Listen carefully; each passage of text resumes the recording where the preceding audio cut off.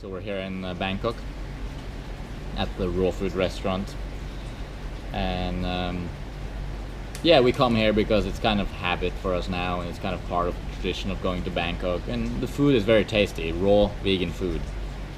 But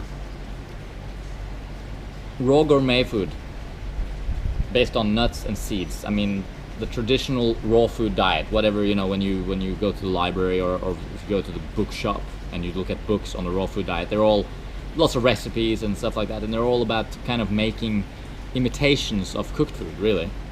You know, it's just, I wouldn't recommend it. It's not a healthy diet. It's too high in fat, it's too low in water, too low in carbohydrate, too low in nutrients that are essential to us, and too high in many of the things that we just shouldn't eat at all, really. We're talking nuts and seeds. They're difficult to digest, and then they're dehydrated, which makes them even more difficult to digest, mixed with starchy vegetables that are not really ideal for human beings to eat, also dehydrated.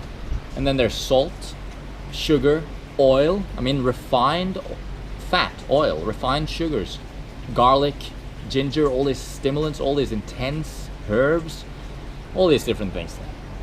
I would say if you're transitioning towards a healthier diet and you took a step towards the raw vegan diet, the gourmet raw diet, you took a step in the kind of in the right direction, but it's sort of like you're sidetracking. If you took a step directly towards the low fat cooked vegan diet, you're still eating cooked food, but it's low fat, it's all plant-based, potatoes, rice, corn, beans, that sort of thing, you would be better off than with a high fat gourmet diet, no doubt.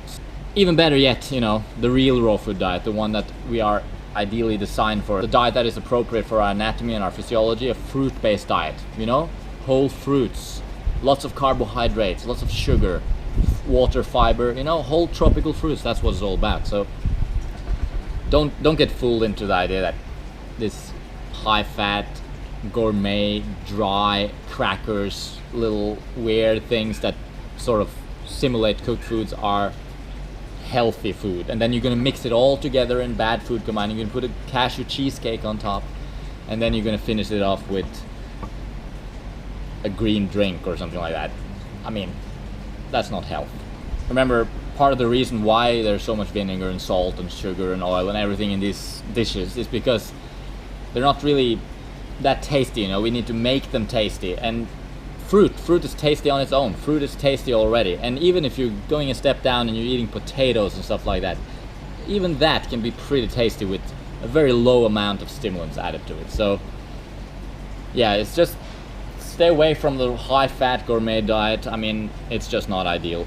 But of course, life is a game, like it's fun, it's a journey. We go on different trips, and I love going to raw food restaurants every now and then, but I definitely don't feel my best afterwards, that's for sure. So you are what you eat, I read on the wall here, and that's for sure. And I don't want to be a dry flax cracker or oily burger. I want to be a mango. I want to be fresh, clean, energized, hydrated, ready to go, you know? All right, so stay on the carb diet, stay on the high fruit diet, our natural frugivore diet. Remember to sleep enough, get enough sunshine, all the other elements of health, and you'll be better off than fooling yourself into thinking you're healthy just because you're eating a diet that's not heated above 42 degrees Celsius, you know. Thanks for watching.